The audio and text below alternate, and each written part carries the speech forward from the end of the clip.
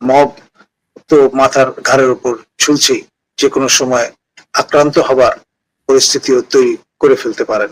যারা যারা মব গুলো করছে, যারা এভাবে নারীদেরকে ধর্ষণ করছে, বিবস্ত্র করছে, মানুষকে হত্যা করছে, এদের কি কাউকে আটক করা হচ্ছে?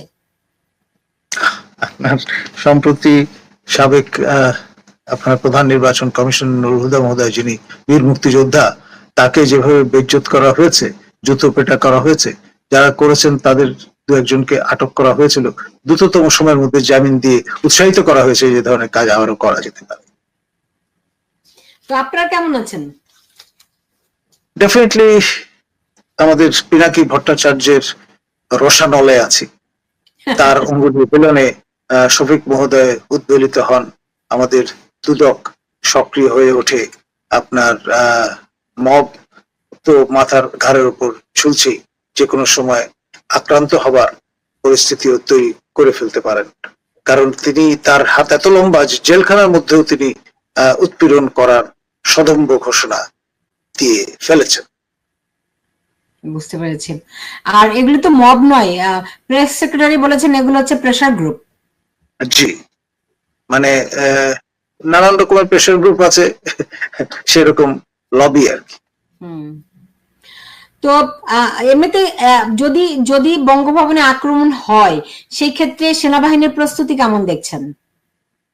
সেনাবাহিনী সর্বশক্তি দিয়ে তা মোকাবেলা করতে দৃঢ় প্রতিজ্ঞ। কোন অবস্থায় তারা তো সর্বাধিনায়ক বঙ্গভবন রক্ষা করেনি।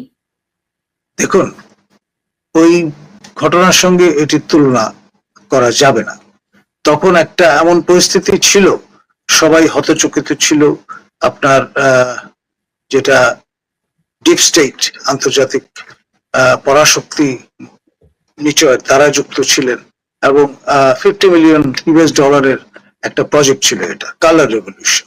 তো ফলে সেটা ছিল অপ্রতিরোধ, কারো পক্ষেই সম্ভব ছিল না।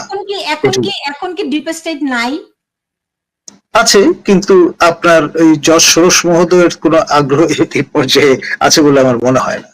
বঙ্গভবন হামলার ব্যাপারে যে পরিকল্পনা যেটি ফাঁস হয়েছে গোয়েন্দা প্রতিবেদনের বরাত দিয়ে, এটির বিষয়টি কি? এটি মূল পরিকল্পনাকারী হচ্ছেন পিনাকি ভট্টাচার্য। তিনি 1050 লোকজন জড়ো করবার একটা প্ল্যান নিয়ে অগ্রসর হয়েছেন, এবং তাদের যতটুকু শোনা গেছে, তাদের কাছে আইইডি থাকবে, ইম্প্রোভাইজড এক্সপ্লোসিভ ডিভাইস, এবং এগুলো ব্যবহার করে অন্যান্যবার যেমন শান্তিপূর্ণভাবে তারা এক ধরনের অ্যাক্টিভিজম দেখানোর চেষ্টা করেছিলেন, এবার সহিংস হয়ে উঠবার সম্ভাবনা প্রবল, এমনটি অনেকে মনে করছেন। এবং এটি পিনাকির পক্ষে সম্ভব, কারণ হচ্ছে is a desperate person, he can do and undo anything. আমি একটা একটা একটা কপি পেয়েছি, সঙ্গত কারণে এখানে আমরা দেখাচ্ছি না। আমি সেখানে তারা বলছে কেমন পরিকল্পনা করে এটি করা হবে। সামনের সারিতে থাকবে নারীরা, তাদেরকে একটা মানব ঢাল হিসেবে ব্যবহার করা হবে। যদি একটু বিস্তারিত বলতেন যে আপনি যা যা শুনেছেন, এবং যেই যেই যেই গোয়েন্দা রিপোর্টের নামে যে কাগজপত্রগুলি আমরা পাচ্ছি সেগুলোর সত্যতা কতখানি? দেখুন, এগুলো আমরা সোশ্যাল মিডিয়ামে দেখেছি, এবং এমন ভাবে বিপণন হয়েছে, কারা করছে বা করেছে সেটা বোঝার কোনো উপায় নেই। কিন্তু স্টাইলটা অনেকটা সামরিক যে আপনার পরিপত্রগুলো হাজির করা হয়, অনেকটা ওই স্টাইলে করা, গোপনীয় লেখা এবং ধরন পয়েন্ট আকারে সেভাবেই আপনার বর্ণনা করা আছে। কিন্তু আমার মনে হচ্ছে এটি প্রচারণার অংশ। যারা এই কাণ্ডটি করতে চাচ্ছেন তারাও করে থাকতে পারেন, যারা এই কাজটি পছন্দ করছেন না তারাও করে থাকতে পারেন। বেনিফিট অফ ডাউট দেওয়াটা ভালো। তবে এটি যে একটি হীন চক্রান্ত, এবং এই ব্যাপারে আর যাই হোক, পিনাকি ভট্টাচার্য কিন্তু কোনো রাগ ঢাক করছেন না। তিনি অলরেডি প্রস্তাব করে ফেলেছেন কাকে রাষ্ট্রপতি পদে বসাতে চান। আবার যারা তাকে চেনে তারা বলছেন যে আসলে বিএনপি কে পেসিফাইড অবস্থায় রাখার জন্য এই প্রস্তাব করেছেন। মূল লক্ষ্য হচ্ছে আমার দেশের যিনি সম্পাদক, সম্মানীয় সম্পাদক মাহমুদুর রহমানকে সেখানে মোতায়েন করবেন। মানে আমি বুঝি না, আমাকে আরেকটু যদি ক্লারিফাই করতেন। আপনার অফিসিয়ালি তিনি বলছেন বেগম, সাবেক প্রধানমন্ত্রী বেগম খালেদা জিয়াকে, মাননীয় প্রধানমন্ত্রী ছিলেন, তাকে রাষ্ট্রপতি হিসেবে দেখতে চান তিনি বঙ্গভবনে, আমাদের মহামান্য রাষ্ট্রপতি শাহাবুদ্দিন চুপ্পু মহোদয়ের স্থলে। কিন্তু মূল চিন্তাটা হচ্ছে, একটা সময় বলা হবে যে তিনি তো আসলে এখন মাত্র আপনার চিকিৎসা শেষে দেশে ফিরেছেন, সুতরাং তার বিশ্রাম দরকার। এই কাজটি করতে পারবেন মাহমুদুর রহমান, যিনি আমার দেশ পত্রিকার সম্পাদক, নির্যাতিত হয়েছেন ইত্যাদি নানান রকম ভাবে এই বিষয়টি ড্রাম আপ করার একটা চেষ্টা বা চিন্তা আছে। মানে এটাও সেই জাদুকরের মতো আস্তিনের নিচে এটা লুকোনো আছে, পরে বের করবেন, এরকম আর। ওকে, এমনিতে তো যখন কোনো ষড়যন্ত্র বা গোপন পরিকল্পনা ফাঁস হয়ে যায় তখন ধরে নিতে হয় ওটা আসলে বাস্তবায়ন হয় না সাধারণত এরকম। এখন ধরুন পিনাকি তো ছেড়ে দেওয়ার লোক নন, হতোদ্যম হবার লোক নন। তিনি পারসিস্টেন্টলি কনসিস্টেন্টলি তার কথাবার্তা বলেই চলেছেন, হাত পা নাচিয়ে, এবং যাকে ইচ্ছা তাকে মেলাইন করবার চেষ্টা করছেন, হত্যার হুমকি দিচ্ছেন, এবং তারপরেও কিন্তু তার ফলোয়ারের সংখ্যা কম নয়। খুব সিস্টেম্যাটিক্যালি দীর্ঘদিন ধরে এই বিপণনের কাজটি চলেছে, এবং আজ পর্যন্ত আমি ছাড়া আর কেউ তাকে আপনার সবক দেওয়ার চেষ্টা করেনি। আমার মূল দোষ হচ্ছে আমি কেন গায়ে পড়ে তাকে তার ভাষা ব্যবহার নিয়ে সদুপদেশ দিতে গেলাম। আমি বলেছিলাম তিনি যেই ঢঙে যেই ভাষায় কথা বলছেন তা কুশ্রিতা জনিত অপজনন, এটি তার ভালো লাগেনি। তিনি আমাকে প্রথমে গালাগাল দিয়ে বলেছেন আমি বিএনপির ফেউ, তারেক সহ, তারেক মানে আমজনতা পার্টির তরুণ তুর্কি নেতা, তাকেও গালাগাল করেছেন। তারপর তিনি তার দুই লেসপেন্সারকে লেলিয়ে দিয়েছেন, লেফটেন্যান্ট কর্নেল অবসরপ্রাপ্ত মুস্তাফিজ, যিনি পিএনজি পার্সোনাল নন গ্রাটা, এবং এনামুল কবির নামে আরেক ভদ্রলোক। এরা নানান ভাবে দেখেছেন যে তাদের ক্ল্যারিয়ন কলে কেউ সাড়া দিচ্ছে না, মিডিয়া আমাদেরকে ডাকছে, আমরা কথা বলছি, এটি তাদের ভালো লাগছে না। তখন তারা দুর্নীতির স্টিগমা যাতে আরোপ করা যায় সেই জন্য দুদককে ব্যবহার করার চেষ্টা করেছেন, আহ্বান করেছেন, এবং তারপরেও এখন চেষ্টা করছেন যে কিভাবে আপনার বিহাইন্ড দ্য বার ঢুকিয়ে দিয়ে মজা পাওয়া যায়। বুঝতে পেরেছি। এখন সেনাবাহিনী কি করছে, সেনাপ্রধান কি করছেন? দেখুন, এই পিনাকি তো তাকেও হুমকি দিচ্ছেন, তাকেও গালাগাল করছেন, মানে কাউকে ছেড়ে কথা কইছেন না। আমাদের তিন বাহিনীর সর্বাধিনায়ক মহামান্য রাষ্ট্রপতি চুপ্পু মহোদয়কেই তিনি আমলে নিচ্ছেন না, আর বাকিরা তো কোন ছাড়।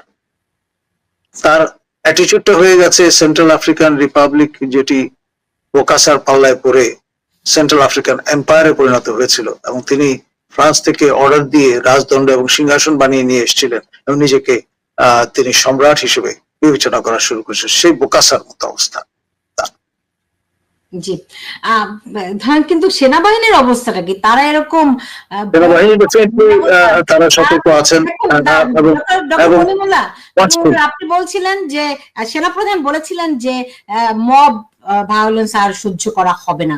তারপরে গতকাল দেখলাম ভোলাতে একজন স্বামীকে বেঁধে রেখে স্ত্রীকে ধর্ষণ করা হচ্ছে, সেই ভিডিও এখন সামাজিক যোগাযোগ মাধ্যমে ভাইরাল।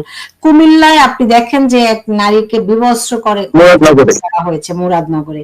আপনি দেখেন একটি ছেলের ভিডিও দেখলাম, তাকে ছুরি দিয়ে কুপিয়ে কুপিয়ে খুঁচিয়ে খুঁচিয়ে হত্যা করা হচ্ছে। এত বিভৎস, নৃশংস। আরেকটা ছেলেকে দেখলাম গাছের সঙ্গে বেঁধে তাকে পিটিয়ে হত্যা করা হচ্ছে। আর এক জায়গায় দেখলাম ছুরি দিয়ে কুপিয়ে কুপিয়ে টুকরো টুকরো করা হচ্ছে। মানে এগুলির বর্ণনা শেষ করতে পারবো না, যে এতগুলো ঘটনা একসঙ্গে সামাজিক যোগাযোগ মাধ্যমে ঘুরছে। অসুস্থ হওয়ার মতো অবস্থা। আমি জানি না বাংলাদেশের মানুষ কিভাবে করে এগুলো সহ্য করছে, কিন্তু ঘটনাগুলো ঘটছে। তো আমার সেনাপ্রধান তো বলেছিলেন যে আর সহ্য করা হবে না। তো ওনার সহ্য ক্ষমতা কোথায় গিয়ে পৌঁছলে ওনার মনে হবে যে না, এটাই শেষ? দেখুন, সর্বশেষ যে ঘটনাটি ঘটেছে সেটি হচ্ছে উত্তরবঙ্গে এক কোম্পানি শূন্য যারা দায়িত্বরত ছিলেন তাদের নামে মামলা করার অনুমোদন এসছে। এটি আনপ্রেসিডেন্টেড, এর আগে কখনো বাংলাদেশের ইতিহাসে এমনটি আমরা জানি না। সুতরাং একে একে আপনার ট্যাবু যা আছে, ট্র্যাডিশন যা আছে, সবই ব্রেক করার প্রক্রিয়া শুরু হয়েছে, এবং কোন কোন ফোন আপ আমরা দেখলাম ফাঁস হচ্ছে, যেখানে বলা হচ্ছে যে সেনাবাহিনী বা এই ধরনের বাহিনীকে যারা আইন শৃঙ্খলা রক্ষার দায়িত্বে এখন মাঠে আছেন তাদেরকে টিস্যু পেপারের মতো ব্যবহার করে ছুঁড়ে ফেলবার একটা মাইন্ডসেট নিয়ে এরা অগ্রসর হচ্ছে। তাই তো তো তো আমি যেটা বললাম সেনাপ্রধান কি করছেন, আমি জানি আপনি প্রশ্নের উত্তরটা দিতে চাচ্ছেন না, কিন্তু আমি জানতেই চাই। মাননীয় সেনাপ্রধান তিনি অবশ্যই তার বাহিনী, তার আন্ডার কমান্ড যারা, তাদের প্রস্তুত রেখেছেন এবং আপনার এ ধরনের হামলে পড়ার ঘটনা ঘটলে মহামান্য রাষ্ট্রপতি যে 3 বাহিনীর প্রধান, তাকে আপনার শারীরিকভাবে লাঞ্ছিত করবার চেষ্টা হলে, বঙ্গভবন নিয়ে বিস্ফোরণ ঘটানোর চেষ্টা চললে ডেফিনেটলি সেনাবাহিনী আপনার অবাক হয়ে তাকিয়ে দেখবে বা ক্ষান্ত থাকবে, এটা ভাবার কোনো কারণ নেই। সর্বশক্তি দিয়ে তা প্রতিহত করবে। মানে কি সেনাপ্রধান তো ওই 5ই আগস্ট জাতির উদ্দেশ্যে ঘোষণা দিয়েছিলেন আপনারা আমার উপর আস্থা রাখতে পারেন। তারপরে তো আমরা দেখছি প্রতিদিন মানুষকে পিটিয়ে হত্যা করা হচ্ছে। আজকে নারীদের কোনো নিরাপত্তা নেই। বাংলাদেশ আজকে বিভৎস, বাংলাদেশ আজকে উলঙ্গ হয়ে পড়েছে। তো সেনাপ্রধান কি করছেন? দেখুন, আমাদের মাননীয় সেনাপ্রধান তিনি এবং তার বাহিনীর জনবলের সীমাবদ্ধতা আছে, এটা তো স্বীকার করতেই হবে। 17-18 কোটি লোকের মধ্যে কয় লক্ষ লোক ইউনিফর্ম অবস্থায় আছেন, তাই না? মানে আপনি তো আবার নতুন তথ্য দিচ্ছেন। এটা ল এন্ড অর্ডার একটা পারসেপশন। আপনার সেনাবাহিনীর উপস্থিতি একটা পারসেপশন, গুলি করার দরকার হয় না, এটা একটা পারসেপশন। তারা তো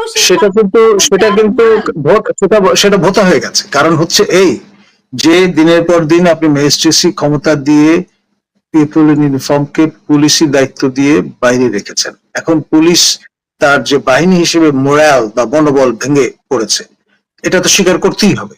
এখন পুলিশের কাজ তো সেনাবাহিনী দিয়ে হবে না। একটু সিভিল পাওয়ার, তারা তাদের উপস্থিতি বজায় রাখছেন বলে এখন পর্যন্ত একটা ধামাচাপা অবস্থা চলছে। এবং আজকে তারা যদি প্রত্যাহার করে নিয়ে যান, নিজেদেরকে সেনা বেড়াকে ফিরে যান, পুরো দেশ কলাপস করবে, এতে কোনো সন্দেহ নেই। আপনার আইনের শাসন ন্যূনতম অসুস্থিতিও থাকবে। সেনাবাহিনীকে মাঠে রেখে পুতুলের মতো দাঁড় করিয়ে তিনি তো বাহিনীকেও ধ্বংস করছেন। এর দায় ডেফিনেটলি মাননীয় প্রধান উপদেষ্টার, কারণ তিনি প্রতিরক্ষা মন্ত্রণালয়ের দায়িত্বে নিয়োজিত। তাকে সহায়তা করার জন্য সেখানে যুক্ত হয়েছেন আমাদের মাননীয় নিরাপত্তা উপদেষ্টা খলিল রহমান। তারা কিন্তু দায় এড়াতে পারেন না। ডেফিনেটলি পলিসি ডিকটামটা তো তাদের কাছ থেকে আসছে। আমরা দেখলাম যে নিরাপত্তা উপদেষ্টা খলিলুর রহমান গেলেন চায়নাতে, যেখানে যাওয়ার কথা ছিল সেনাপ্রধানের। তো বিষয়টা কি দাঁড়ালো? এখন